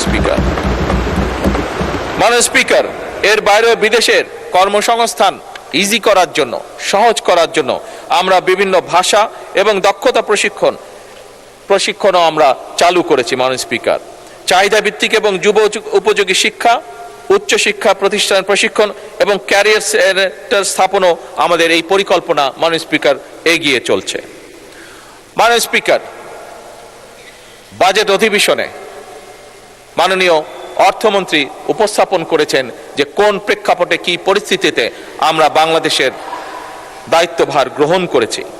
মাননীয় স্পিকার, ঋণ নির্ভর অর্থনীতিকে আমরা পরিণত করতে চাই বিনিয়োগ নির্ভর অর্থনীতি এবং আমাদের সরকারের যে মূল যে কটি পরিকল্পনা তার অন্যতমই হচ্ছে যে বিনিয়োগ নির্ভর থেকে অর্থনীতিকে, ঋণ নির্ভর থেকে অর্থনীতিকে আমরা বিনিয়োগ নির্ভর অর্থনীতিতে পরিণত করব, কর্মসংস্থান সৃষ্টি করব, সম্পদ তৈরিতে আমরা বিনিয়োগ নির্ভর অর্থনীতি হবে আমাদের প্রধান চালিকা শক্তি। মাননীয় স্পিকার, এবং সেই কারণেই বর্তমান সরকার সকল পরিকল্পনা এমনভাবে তৈরি করেছে যাতে ইনশাআল্লাহ 2034 সালের মধ্যে আমরা $1 ট্রিলিয়ন অর্থনীতির কাছাকাছি চলে যেতে পারি। মাননীয় স্পিকার, পরিবেশ দূষণ, জলবায়ু পরিবর্তন, বৃক্ষরোপণ কর্মসূচি দেশকে শুধুমাত্র রাজনৈতিক এবং অর্থনৈতিকভাবেই শক্তিশালী করবে না, বরং আমরা দৃঢ়ভাবে বিশ্বাস করি জলবায়ু পরিবর্তনের চ্যালেঞ্জ মোকাবেলা করে বাংলাদেশের ভূমিকে বসবাসযোগ্য করে তুলতেও বর্তমান সরকার আমরা নির্দিষ্ট কতগুলি পরিকল্পনা গ্রহণ করেছি। মাননীয় স্পিকার, আগামী 5 বছর স্বেচ্ছাশ্রম এবং সরকারি উদ্যোগে আমরা সারা দেশে 25 কোটি বৃক্ষরোপণ বা সবুজ কর্মসংস্থান সৃষ্টির কাজ আমরা হাতে নিয়েছি। মাননীয় স্পিকার, আজকের অধিবেশনের প্রথম পাঠে আমি বলেছিলাম যে আজকে সকালে আমি প্রাথমিক স্কুলের বাচ্চাদের একটি অনুষ্ঠানে যোগদান করেছিলাম। সেই অনুষ্ঠানেও সেইখানে আমি নিজে এবং অনলাইনে কানেক্টেড হয়ে বিভিন্ন বাংলাদেশের বিভিন্ন উপজেলায় সাথে স্কুলগুলোর সাথে কানেক্টেড হয়ে মাননীয় স্পিকার আজকে সকলে আমরা প্রায় 2 লক্ষ গাছের চারা আমরা রোপণ করেছি। মাননীয় স্পিকার, মাননীয় স্পিকার, যে 25 কোটি গাছ বা 25 কোটি বৃক্ষরোপণের আমরা পরিকল্পনা করেছি সেটিকে সফল করার জন্য প্রতি বছর ইনশাল্লাহ আমরা 5 কোটি বৃক্ষ রোপণ করতে চাই। এবং এই যে বৃক্ষগুলি রোপণ করা হবে মাননীয় স্পিকার, তার জন্য তো অবশ্যই চারা উৎপাদন করতে হবে।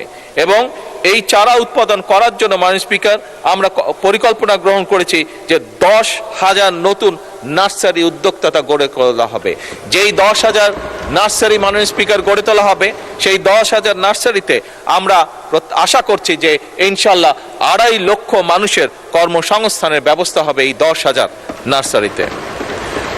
মাননীয় স্পিকার,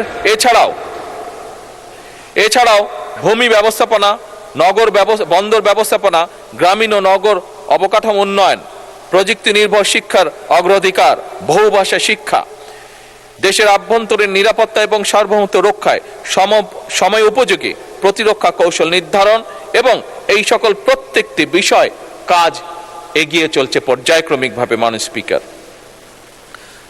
স্পিকার, একটু আগে মাননীয় বিরোধী দলীয় নেতা বিষয়টি উল্লেখ করেছেন। কি সেই বিষয়টি? বিষয়টি হচ্ছে অবশ্যই দুর্নীতি দমন এবং আইন শৃঙ্খলা রক্ষায় সরকারের অগ্রাধিকার। বর্তমান সরকার আইন শৃঙ্খলা রক্ষা বাহিনীকে সম্পূর্ণভাবে পেশাদার হিসাবে গড়ে তুলতে চায়। মাননীয় স্পিকার, একইভাবে মাননীয় স্পিকার, দুর্নীতির যে বিষয়টি আছে আমরা দেখেছি স্বৈরাচারের সময় কিভাবে প্রতি বছর এই দেশ থেকে $16 বিলিয়ন পাচার করে দেওয়া হয়েছে, যার ফলে বিরোধী দলীয় নেতা ওনার বক্তব্যে যে রাস্তাঘাট বা যেটারই উনি বিবরণ দিয়ে থাকুক না কেন, এই সকল সমস্যাগুলো একটি অন্যতম কারণ হচ্ছে এই দুর্নীতি। মাননীয় স্পিকার, এবং এই দুর্নীতিকে যে কোনোভাবেই হোক, সেটি হাত বেঁধেই হোক, টুটি চেপেই হোক, যে কোনোভাবে নিয়ন্ত্রণ করতে বর্তমান সরকার মাননীয় স্পিকার বদ্ধপরিকর।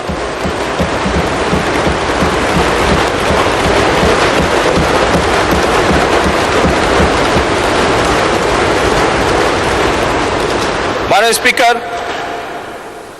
দেশের মানুষের যে কটি চাওয়া, মূল যে কটি চাওয়া, তার মধ্যে অন্যতম সাধারণ নাগরিকের, খেটে খাওয়া মানুষের অন্যতম চাওয়া হচ্ছে একটি নিরাপদ পরিবেশ। অর্থাৎ একজন কৃষক হোক, একজন শ্রমিক হোক, একজন শিক্ষক হোক, শিক্ষিকা হোক, ছোট ব্যবসায়ী হোক, যেমনই মানুষ হোক না কেন, প্রত্যেকটি মানুষ চায় দিন শেষে কাজ শেষ করে যখন সে বাড়িতে ফিরে যাবে তখন সে নিরাপদে যাতে যেতে পারে বাড়িতে, অথবা দিন শেষে বাড়ি গিয়ে যখন পরিবারকে নিয়ে যদি কোথাও বেড়াতে বের হয় সে যাতে নিরাপদে যেতে পারে, আবার নিরাপদে তার বাসস্থানে ফিরে আসতে পারে। মাননীয় স্পিকার, জনগণের এই নিরাপত্তা নিশ্চিত করার জন্য একটু আগেই আমরা উল্লেখ করেছি আমরা আইন শৃঙ্খলা বাহিনীকে পেশাদার হিসাবে গড়ে তুলতে চাই, এবং সেটিরই অংশ হিসেবে মাননীয় স্পিকার আমরা বর্তমান সরকার 10,000 নতুন পুলিশ কনস্টেবল নিয়োগ দেওয়ার পরিকল্পনাও হাতে নিয়েছে। মাননীয় স্পিকার, আগেও বলেছি, আবারও আমি উল্লেখ করতে চাই, বর্তমান সরকার কোনোভাবেই কোনো প্রকার চরমপন্থা বা উগ্রবাদকে প্রশ্রয় দিবে না। এবং আমরা যেভাবে সরকারি দল এবং বিরোধী দল আমরা বিভিন্ন বিষয় এই সংসদে কোনো বিষয় হয়তো দ্বিমত করেছি, কিন্তু একই সাথে অনেক বিষয় আমরা একমত পোষণ করেছি। আমি বিশ্বাস করি দৃঢ়ভাবে যে উগ্রবাদ এবং চরমপন্থাকে যে বর্তমান সরকার প্রশ্রয় দেবে না, এই ব্যাপারে আমরা সম্পূর্ণভাবে বিরোধী দলের সহযোগিতা পাবো ইনশাল্লাহ।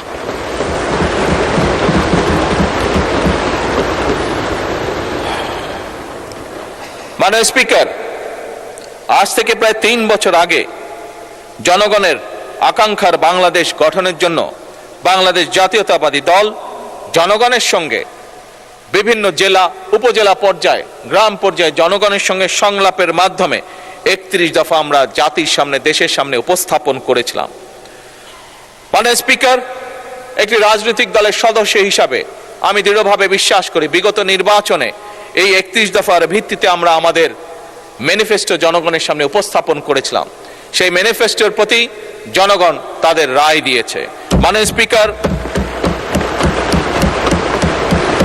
আমি মনে করি সেই 31 দফার আলোকে যে ম্যানিফেস্টো আমরা দিয়েছিলাম, অর্থাৎ সেই যে 31 দফা, সেই 31 দফার পক্ষে যখন জনগণ রায় দিয়েছে, এই 31 দফা এখন আর বিএনপির 31 দফা নয়, বরং এটি এখন সমগ্র বাংলাদেশের জনগণের 31 দফা।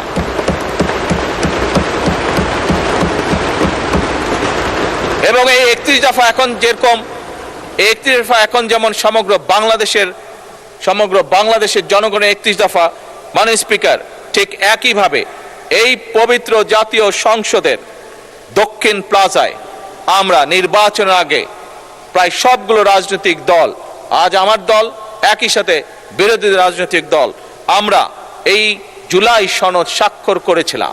মাননীয় স্পিকার, আগেও বলেছি, আজও বলছি, পরিষ্কারভাবে ব্যর্থহীন ভাষায় আমি বলতে চাই, আমরা জুলাই সনদ যেটি স্বাক্ষর করেছিলাম, স্বাক্ষরিত প্রতিটি জুলাই সনদের স্বাক্ষরিত প্রতিটি দফা বাস্তবায়নে আমরা জনগণের কাছে দায়বদ্ধ, অঙ্গীকারবদ্ধ। মাননীয় স্পিকার,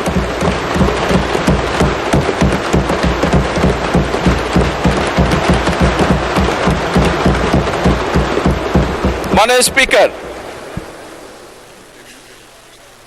ফ্যাসিবাদ স্বৈরাচারের আমলে যেভাবে দেশের প্রতিটি প্রতিষ্ঠানকে, সংগঠনকে ধ্বংস করে দেওয়া হয়েছে, প্রতিটি সাংবিধানিক সংগঠনকে যেমন ধ্বংস করে দেওয়া হয়েছে, তার মধ্যে অন্যতম একটি ছিল বাংলাদেশের শিক্ষা খাত।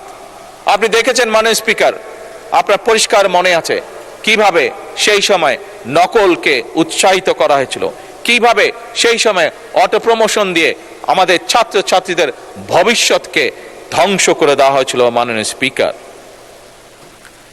অত্যন্ত দুঃখের সাথে বলতে হয়, অন্তর্বর্তীকালীন সরকারের সময়ও আমরা এ ব্যাপারে কোনো পদক্ষেপ গ্রহণ করতে দেখিনি।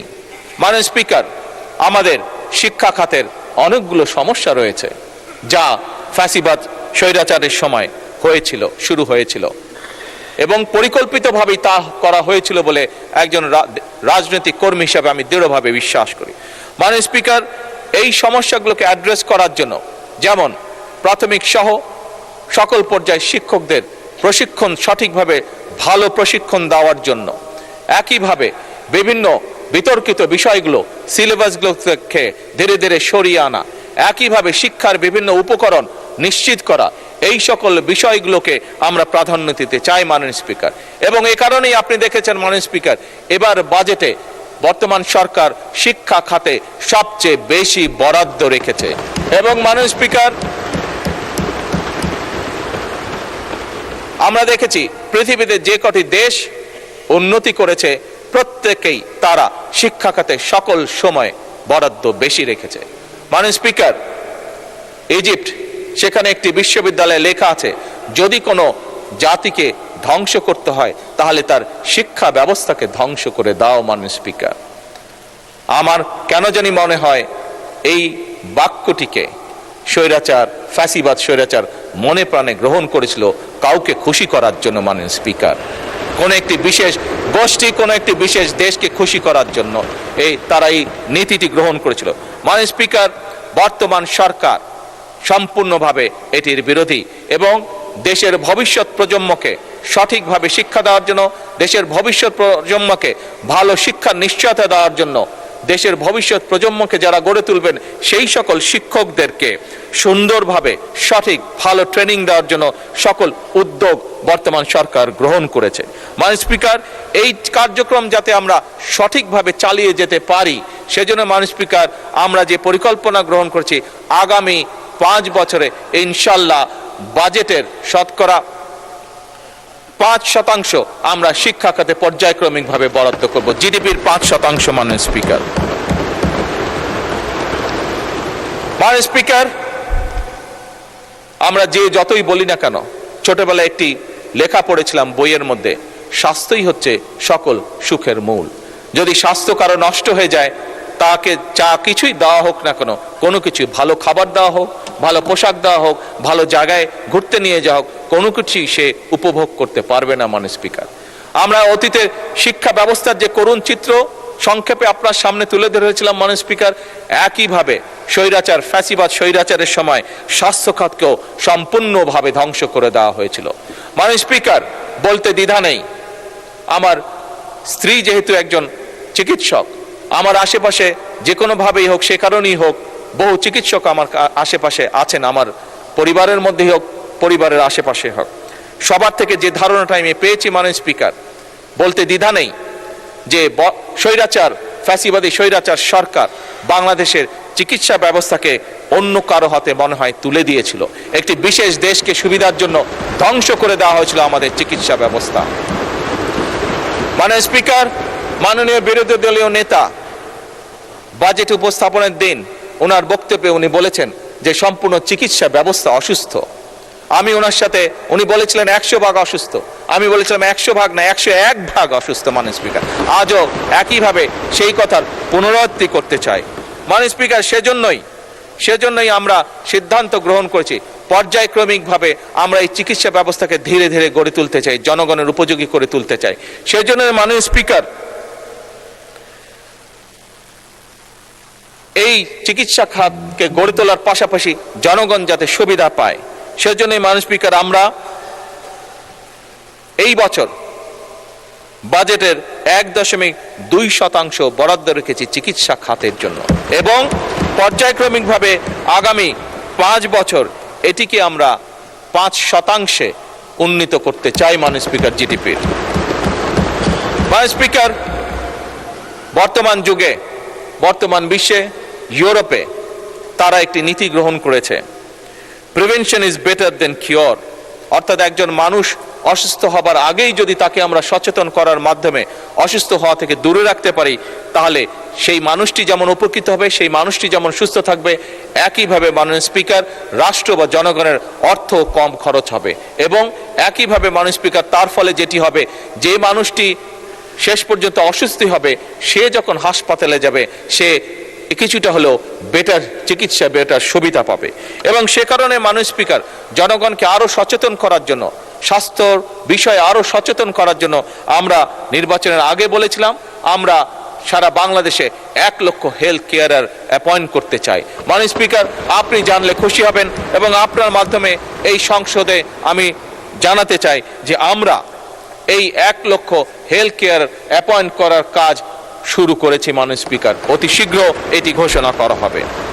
মাননীয় স্পিকার, আপনি জানলে খুশি হবেন, এবং এই সংসদের মাধ্যমে আমি সকলকে, আপনার মাধ্যমে এই সংসদের সকলকে জানাতে চাই যে বাংলাদেশে আরেকটি শ্রেণীর মানুষ আছে যাদের চিকিৎসা পেতে খুবই কষ্ট হয়, বিশেষ করে গ্রামে গঞ্জে যে মানুষগুলো থাকে। কারা তারা? তারা হচ্ছে আমাদের সন্তানেরা, আমাদের শিশুরা। তাদের চিকিৎসা ব্যবস্থা সেভাবে নেই বললেই চলে, একদম শূন্যের কোঠায়। মাননীয় স্পিকার, বর্তমান সরকার দ্রুততার সাথে 5টি বিভাগে 5টি সম্পূর্ণভাবে 200 বেডের 5টি শিশু হাসপাতাল চালু করার উদ্যোগ গ্রহণ করেছে, যেটি ইনশাল্লাহ আমরা প্রত্যাশা করছি মাননীয় স্পিকার, আগামী সেপ্টেম্বর মাসে এই টোটাল 1000 বেডের হাসপাতালগুলো তো চালু হবে শিশুদের জন্য শুধুমাত্র। মাননীয় স্পিকার, গত কয়েক মাসে আমি বাংলাদেশের অনেকগুলো এলাকা ঘুরেছি, বহু মানুষের সাথে আমার কথা হয়েছে। মাননীয় স্পিকার, ফ্যাসিবাদের আমলে, স্বৈরাচারের আমলে শুধু উন্নয়নের কথা শুনতাম, কিন্তু যখন মাননীয় স্পিকার আমি দেশের বিভিন্ন অঞ্চলে গিয়েছি, বহু মানুষের সাথে, সাধারণ মানুষের সাথে কথা বলেছি, যখন তাদের এলাকাগুলো সম্পর্কে জেনেছি, তখন মাননীয় স্পিকার সেই ফ্যাসিবাদের উন্নয়নের সেই গল্প এবং বাস্তবতার মধ্যে কোনোই মিল পাইনি মাননীয় স্পিকার। এবং মাননীয় স্পিকার, মাননীয় বিরোধী দলীয় নেতা তার নিজের জেলা যেহেতু সিলেট, বিগত বাজেট উপস্থাপনের দিন উনি ঢাকা সিলেট হাইওয়ের কথা বলেছিলেন, এবং সেই সাথে তখন স্পিকার সাহেব সেদিন উপস্থিত ছিলেন, সেই সাথে আমাকেও একটু সংযুক্ত করেছেন সিলেটের সাথে, স্পিকার সাহেবকেও সংযুক্ত করেছিলেন আত্মীয়তার সূত্রে সিলেটের সাথে। মাননীয় স্পিকার, আপনি জানলে খুশি হবেন মাননীয় স্পিকার, এবং আপনার মাধ্যমে আমি বলতে চাই যে এই সকল কাজগুলো পর্যায়ক্রমিকভাবে আমরা শুরু করেছি। ইনশাল্লাহ ধীরে ধীরে আমরা জনগণকে এর সুফল পৌঁছে দিতে পারবো মাননীয় স্পিকার।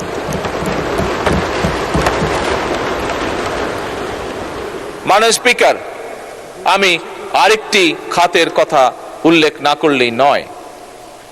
বিগত স্বৈরাচারের সময় আমরা দেখেছি অনেকগুলো খাতের মধ্যে একটি খাতকে স্বৈরাচার এবং তার আশেপাশের ক্লোজ যারা লোকজন ছিল তারা বেছে নিয়েছিল নিজেদের পকেট ভারী করার জন্য। মাননীয় স্পিকার, কোন সেই খাতটি? সেই খাতটি ছিল মাননীয় স্পিকার বিদ্যুৎ সেক্টর। ফ্যাসিবাদের সময় 1.5 দশকে বিদ্যুৎ খাত থেকে হরিলুট হয়েছে কমপক্ষে মাননীয় স্পিকার 3 লক্ষ কোটি টাকা। কুইক রেন্টালগুলোকে, এইটি ছিল তাদের কুইক রেন্টালের নামে কুইক মানি অর্জনের একটি সেক্টর, কুইক দুর্নীতির একটি সেক্টর মাননীয় স্পিকার। এই কুইক রেন্টালগুলোকে কমপক্ষে 1,30,000 কোটি টাকারও বেশি ক্যাপাসিটি চার্জ দেওয়া হয়েছিল, কিন্তু মাননীয় স্পিকার জনগণ কিন্তু তার সুফল পায় নাই। মাননীয় স্পিকার, জ্বালানি খাত ফ্যাসিবাদের শাসন আমলে সম্পূর্ণভাবে আমদানি নির্ভর করে ফেলা হয়েছিল এই জ্বালানি খাতকে। এবং শুধু তাই নয় মাননীয় স্পিকার, সবচেয়ে বেশি যে গুরুত্বপূর্ণ বিষয়টি সম্পূর্ণভাবে উপেক্ষা করা হয়েছিল সেটি হচ্ছে মাননীয় স্পিকার, স্বাভাবিকভাবে জ্বালানি এটি আমাদেরকে ইম্পোর্ট করে আনতে হয় বিদেশ থেকে। আমরা এখানে আমাদের কোনো তেলের খনি নেই, ডিজেল বলেন পেট্রোল বলেন, যেটি আমাদেরকে সম্পূর্ণভাবে বিদেশ থেকে ইম্পোর্ট করতে হয়। কিন্তু ইম্পোর্ট করে আনতে হলেও মাননীয় স্পিকার যেই মজুদটি রাখা উচিত আপৎকালীন সময়ের জন্য, সেই মজুদের উপরে কোনো রকমই নজর দেওয়া হয়নি। ফলে আগে মাত্র 30 দিনেরও কম মজুদ আমাদের হাতে থাকতো। বিগত 3 মাস কাজ করার ফলে, বিশেষ করে যখন এই সমস্যা তৈরি হলো মধ্যপ্রাচ্যের, আমরা কাজ শুরু করেছি এবং পর্যায়ক্রমিকভাবে মাননীয় স্পিকার আমরা এই মজুদটাকে এখন 45 দিনের উপরে নিয়ে গেছি এবং ইনশাল্লাহ এটিকে আমরা 90 দিন পর্যন্ত নিয়ে যাওয়ার পরিকল্পনা গ্রহণ করছি মাননীয় স্পিকার। মাননীয় স্পিকার, আপনি জানলে আশ্চর্য হবেন মাননীয় স্পিকার, বিগত স্বৈরাচারের সময় 17 বছর ধরে বাংলাদেশের যে বাপেক্স আছে, আমাদের যে গ্যাস কূপ খননের যে সংস্থাটি আছে, তাদেরকে কোনোভাবেই কোনো রকমভাবে সুযোগ দেওয়া হয়নি কাজ করার জন্য মাননীয় স্পিকার। সম্পূর্ণভাবে বিদেশিদের হাতে এটি ছেড়ে দেওয়া হয়েছিল। মাননীয় স্পিকার, বর্তমান সরকার বাপেক্সকে সক্রিয় করে আবার গড়ে তুলছে, তাদের জন্য রিগ আমদানি করা হচ্ছে এবং তারা নিজেরা গ্যাস কূপ খনন করবে মাননীয় স্পিকার। তারা নিজেরা গ্যাস কূপ খনন করার মাধ্যমে নতুন গ্যাস কূপ খনন করবে, পুরনগুলোতেও তারা গ্যাসের অনুসন্ধান করবে মাননীয় স্পিকার। মাননীয় স্পিকার,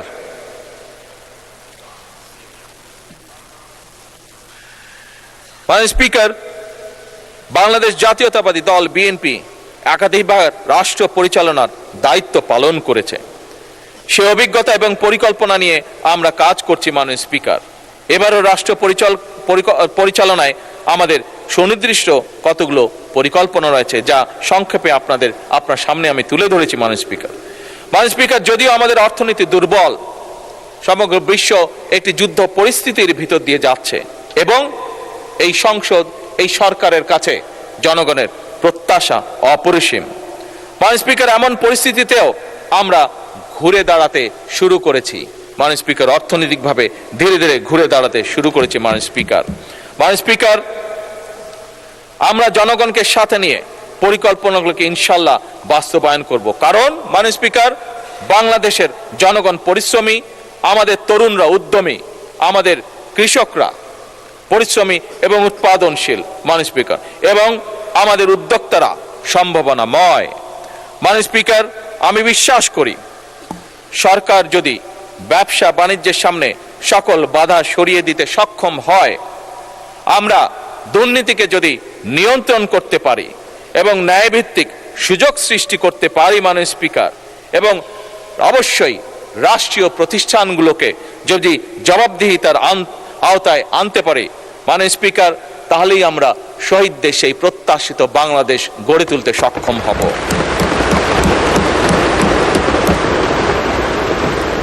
মাননীয় স্পিকার, একটু আগেই বলেছি সারা দেশ ঘুরে আমি মানুষের সাথে কথা বলেছি, দেশ ঘুরেছি, বিভিন্ন জায়গায় গিয়েছি। ঘুরে আসার পরে মাননীয় স্পিকার মানুষের মধ্যে আমি যে উৎসাহ, যে উদ্দীপনা, যে আগুন দেখেছি, যে উদ্যম দেখেছি মাননীয় স্পিকার, একজন নাগরিক হিসেবে মাননীয় স্পিকার আমি কনফিডেন্ট, এবং সেই কনফিডেন্ট বলেই আজকে আমার সেই বিষয়টি আমি এই সংসদের সাথে শেয়ার করলাম। মাননীয় স্পিকার, মাননীয় স্পিকার,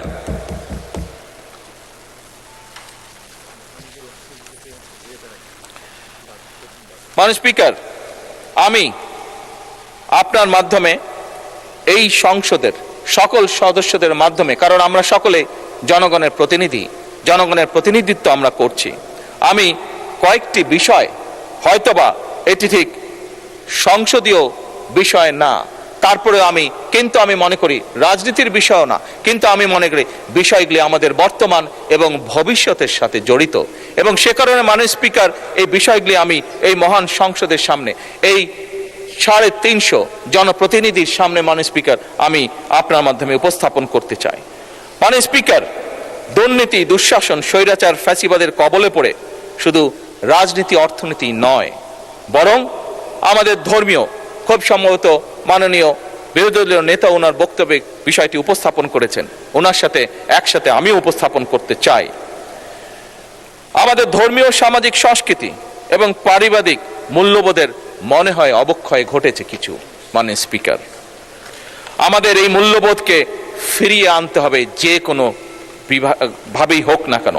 পারিবারিক যে মূল্যবোধ সেটিকেও আমাদের ফিরিয়ে আনা অত্যন্ত জরুরি। মাননীয় স্পিকার, মাননীয় স্পিকার, একটি ছোট্ট ছড়া আমিও ছোটবেলায় পড়েছি, আপনিও পড়েছেন, আমার বিশ্বাস অধিকাংশ বিরোধী দলীয় নেতাও পড়েছেন, আমি মনে করি, দৃঢ়ভাবে বিশ্বাস করি অনেক সংসদ সদস্যই পড়েছেন। সেটি কি? সেটি ছড়াটি, সকালে উঠি আমি মনে মনে বলি, সারাদিন আমি যেন ভালো হয়ে চলি। মাননীয় স্পিকার, আমাদের এই ছোটবেলার যে ছড়া বা কবিতা, যেই মূল্যবোধ, সেই মূল্যবোধ আমাদেরকে, এই সংসদকে যে কোনো মূল্যে ফিরিয়ে আনতে হবে। মাননীয় স্পিকার,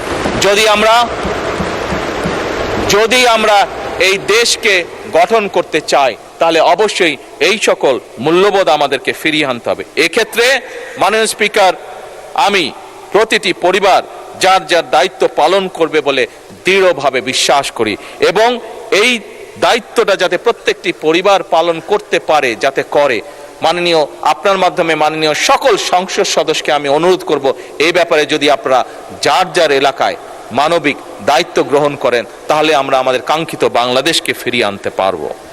মাননীয় স্পিকার, আপনার মাধ্যমে আমি আরেকটি বিষয় জনগণের দৃষ্টি আকর্ষণ করতে চাই। মাননীয় স্পিকার, মাননীয়, আমি জানি না কিভাবে মিলে গেল, মাননীয় বিরোধী দলীয় নেতা তার একটু আগে যে বক্তব্য উপস্থাপন করেছেন সেখানে উনিও এই বিষয়টি উল্লেখ করেছেন। মাননীয় স্পিকার, আসুন মাননীয় স্পিকার, আপনার মাধ্যমে সকল সংসদ সদস্য আমরা আমাদের জনগণকে উদ্বুদ্ধ করি, আমরা যেন যত্র তত্র ময়লা আবর্জনা না ফেলি। এটি আমরা যদি প্রত্যেকে, বাংলাদেশের 300 এলাকায় 300 জন সংসদ সদস্য, এবং আমার বোনেরাও যে 50 জন আমাদের এখানে নারী সংসদ সদস্য আছেন, সেই বোনেরাও যদি স্ব এলাকায় আমরা দায়িত্ব গ্রহণ করি, তাহলে অবশ্যই আমরা এই অবস্থার পরিবর্তন ঘটাতে পারবো।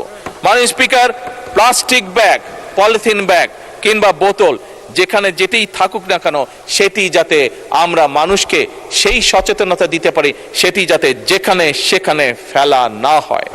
মাননীয় স্পিকার, ছোট্ট এই বিষয়গুলো সংসদে বলার কারণ হলো, বিষয়গুলি ছোট হলেও বিষয়গুলি আমাদের জনজীবনে এর প্রভাব অপরিসীম, বর্তমান এবং ভবিষ্যতের জন্য। মাননীয় স্পিকার, আমরা চাই, নিশ্চয়ই আমরা চাই, প্রত্যেকটি মানুষ আমরা চাই, প্রত্যেকটি সংসদ সদস্য আমরা চাই একটি পরিচ্ছন্ন এবং স্বাস্থ্যকর বাংলাদেশ গড়ে তুলতে। মাননীয়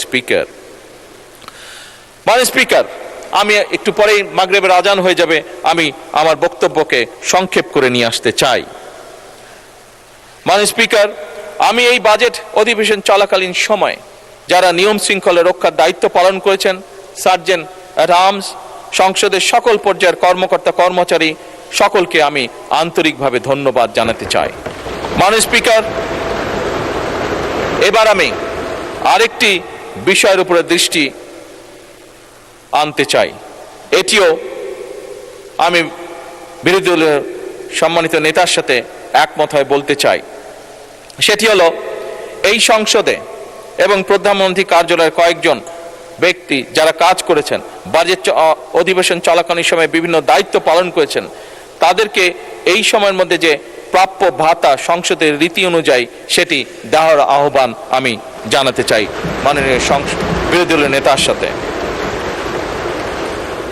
মাননীয় স্পিকার, আমি আপনার মাধ্যমে দেশবাসীকে আশ্বস্ত করতে চাই, বর্তমান সরকার জনগণের সরকার। বর্তমান সরকার জনগণের কাছে দায়বদ্ধ সরকার। আমরা জনগণের আকাঙ্ক্ষাকে ধারণ করি, আমরা জনগণের আকাঙ্ক্ষাকে সম্মান করি। জনগণের জীবন এবং সম্পদ সুরক্ষা সরকারের পবিত্র আমানত বলে আমরা দৃঢ়ভাবে বিশ্বাস করি। মাননীয় স্পিকার, আমরা এমন একটি বাংলাদেশ গড়ে তুলতে চাই যেখানে রাষ্ট্র এবং সরকার হবে জনগণের কাছে জবাবদিহিমূলক। মাননীয় স্পিকার, অর্থনীতি হবে অন্তর্ভুক্তিমূলক এবং সর্বোপরি নাগরিকের জীবন হবে নিরাপদ, মর্যাদাপূর্ণ এবং সম্ভাবনাময়। মাননীয় স্পিকার, ত্রয়োদশ জাতীয় সংসদের চলতি দ্বিতীয় অধিবেশন গত 7ই জুন 2026 তারিখে শুরু হয়ে 1 মাস 9 দিন পর আজ সমাপ্ত হতে যাচ্ছে। গত 11 জুন 2026 তারিখে মাননীয় অর্থমন্ত্রী সংসদে 2026-27 অর্থ বছরের বাজেট উপস্থাপন করেছেন। এই সংসদের প্রথম বাজেট উপস্থাপন করেছেন। বাজেটের উপর সরকারি এবং বিরোধী দলের 316 জন সংসদ সদস্য প্রায় 48 ঘন্টা 51 মিনিট আলোচনা করেছেন। এই অধিবেশনে আমি যদি সঠিক বলে থাকি 11টি বিল পাস সহ প্রধানমন্ত্রীর প্রশ্ন এবং অন্যান্য মাননীয় মন্ত্রীদের প্রশ্ন জিজ্ঞাসা উত্তর আলোচিত এবং টেবিলে উপস্থাপিত হয়েছে। এছাড়াও মাননীয় স্পিকার, সংবিধান সংশোধন সম্পর্কিত বিশেষ কমিটি, সরকারি হিসাব কমিটি সহ বেশ কয়েকটি মন্ত্রণালয় সম্পর্কিত স্থায়ী কমিটি গঠিত হয়েছে। অধিবেশন চলাকালে সংসদ সচিবালয় কর্মকর্তা ও কর্মচারীগণ দিনরাত সরকারি ছুটি সহ ছুটির দিনেও এমনকি অক্লান্ত পরিশ্রম করে মঞ্জুরি দাবি ছাঁটাই প্রস্তাব, বাজেট পাস, 68 বিধিতে সংক্ষিপ্ত আলোচনা, 147 বিধিতে সাধারণ আলোচনা এবং সংসদীয় বিভিন্ন কার্যক্রম পরিচালনা সহ অধিবেশন সুষ্ঠুভাবে সমাপ্তিতে সহায়তা করেছেন। তাই সার্বিক বিষয় বিবেচনাপূর্বক 2026 খ্রিস্টাব্দে বাজেট অধিবেশন উপলক্ষে জাতীয় সংসদ সচিবালয়, যা একটু আগে আমি বলেছি, আবারও জোর দিয়ে বলতে চাই, সকল কর্মকর্তা ও কর্মচারী, 7 বাৎসরিক কর্মচারীবৃন্দ, প্রধানমন্ত্রী কার্যালয়ের কর্মচারীবৃন্দ, যারা সংসদ ভবনস্থ প্রধানমন্ত্রী দপ্তরে সহায়ক হিসাবে কর্মরত, বিটিভি এবং বাংলাদেশ বেতারের সংসদে কর্মরত কর্মচারীবৃন্দ এবং সংসদে কর্মরত গণপূর্ত বিভাগ সহ সংশ্লিষ্ট কর্মচারীবৃন্দকে পূর্ব রেওয়াজ অনুযায়ী তাদের চলতি 1 মাসের মূল বেতনের সমপরিমাণ অর্থ সম্মানী ভাতা হিসেবে প্রদানের জন্য আমি মাননীয় স্পিকারকে অনুরোধ করছি।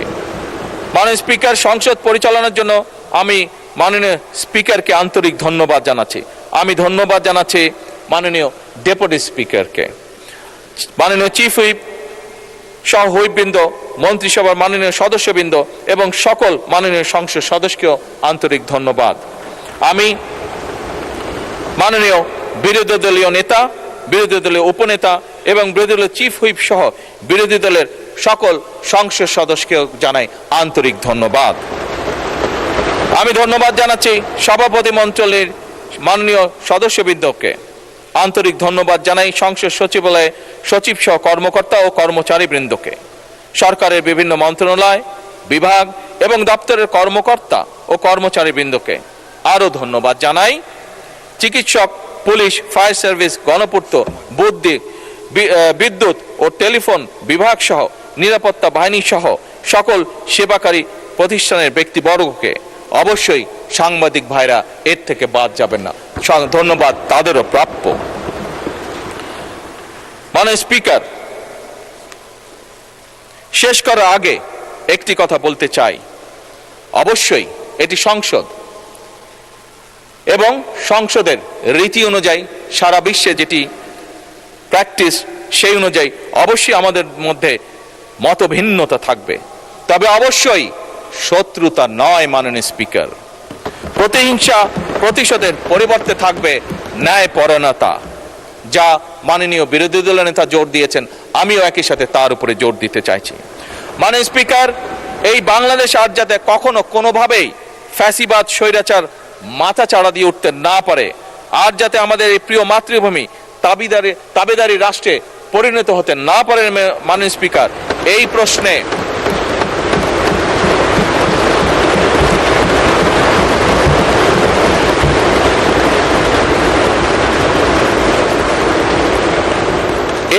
মাননীয় স্পিকার, আমরা অর্থাৎ সংসদে বিরোধী দল এবং সরকারি দল, আমি দৃঢ়ভাবে আমরা বিশ্বাস করতে চাই আমাদের মধ্যে রয়েছে জাতীয় ঐক্য এবং যে কোনো মূল্যে এই জাতীয় ঐক্য অটুট এবং বজায় থাকবে ইনশাআল্লাহ। মাননীয় স্পিকার,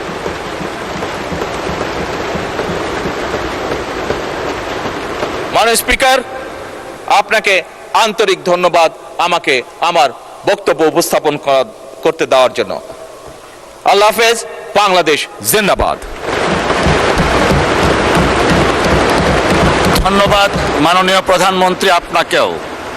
মাননীয় সদস্যবৃন্দ, ত্রয়োদশ জাতীয় সংসদের দ্বিতীয় অধিবেশন সফলভাবে সম্পন্ন হওয়ায় মাননীয় বিরোধী দলের নেতার প্রস্তাব এবং মাননীয় সংসদ নেতা ও প্রধানমন্ত্রীর সদয় সম্মতির প্রেক্ষিতে সংসদীয় রেওয়াজ অনুযায়ী জাতীয় সংসদ সচিবালয় এবং সংশ্লিষ্ট দপ্তরসমূহের কর্মকর্তা কর্মচারীদের সম্মানী ভাতা প্রদানের বিষয়টি আমি সাদরে গ্রহণ করছি।